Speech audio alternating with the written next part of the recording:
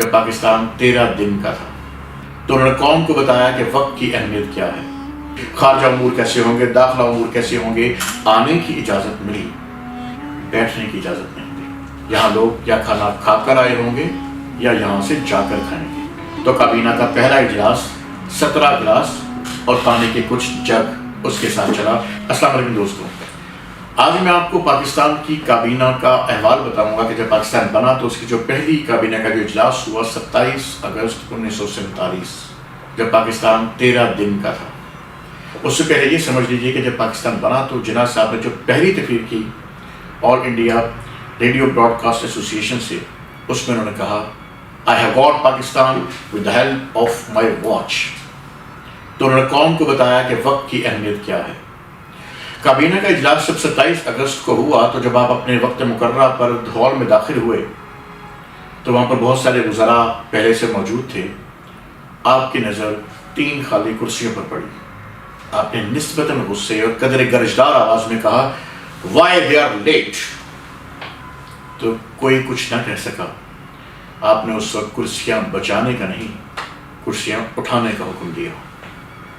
اجلاس شروع ہوا، اس میں بہت سارے مسائل ڈسکس ہو رہے ہیں کیونکہ پہلا اجلاس ہے۔ یہ ڈسکس ہوگا کہ ملک کی تصاویات کیسی ہوں گی، خارجہ امور کیسے ہوں گے، داخلہ امور کیسے ہوں گے، اس ملک کے خزانے کے امور کو کیسے لے کے چلا جائے گا، دفاعی امور کو کیسے لے کر چلا جائے گا۔ تمام چیزیں آج ڈسکس ہونی ہیں۔ کچھ دیر کے بعد دروازہ نوک ہوا اور 3 وزراء آ کر پوچھتے ہیں May we come in sir؟ آنے کی اجازت ملی، بیٹھنے کی اجازت نہیں دی۔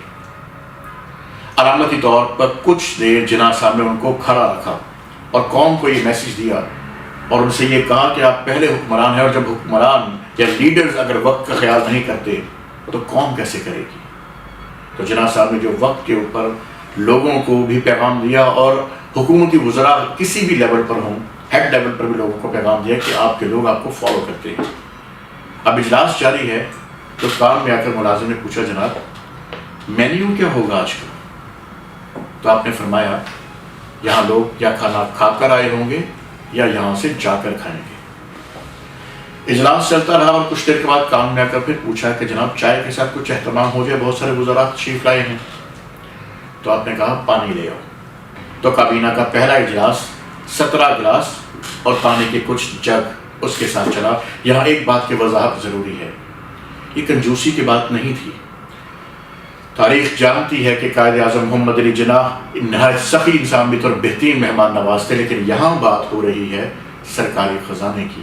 اور اسی کو جب ہم آگے لے کے چلتے ہیں تو جب جناح صاحب کے پاس گورنر جنرل آفس کا 38 روپے کا بل آتا ہے تو ہم اس پہ جب دیکھتے ہیں تو 7 روپے اس میں اضافی ایسے ہوتے ہیں کہ جو چیزیں فاطمہ جناح کے اکاؤنٹ کی یا ان کی استعمال کی ہیں اور جناح صاحب کے ذاتی استعمال کی ہیں، تو آپ کہتے ہیں کہ فاطمہ کی چیزوں کے پیسے فاطمہ دے گی، میرے ذاتی چیزوں کے پیسے میں خود دوں گا۔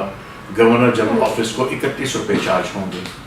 تو یاد رکھیے وہ لوگ جو تاریخ جانتے ہیں اور جناح صاحب کو پڑھتے ہیں، تاریخ یہ لکھتی ہے کہ جناح صاحب کے پاس تقریباً 300 سے زیادہ جوتے تھے، لیکن گورنر جننے کے بعد 2 استعمال کیے۔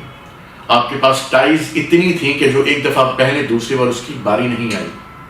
ایز گورنر جنرل پاکستان استعمال کی 3، اور سوٹس ایسے تھے کہ ان کے ساتھ کام کرنے والے وکلاء، ان کے ساتھ کام کرنے والے پولیٹیشنز یہ کہا کرتے تھے کہ جناح صاحب جیسی سوٹنگ ہم نے ساری زندگی نہیں دیکھی۔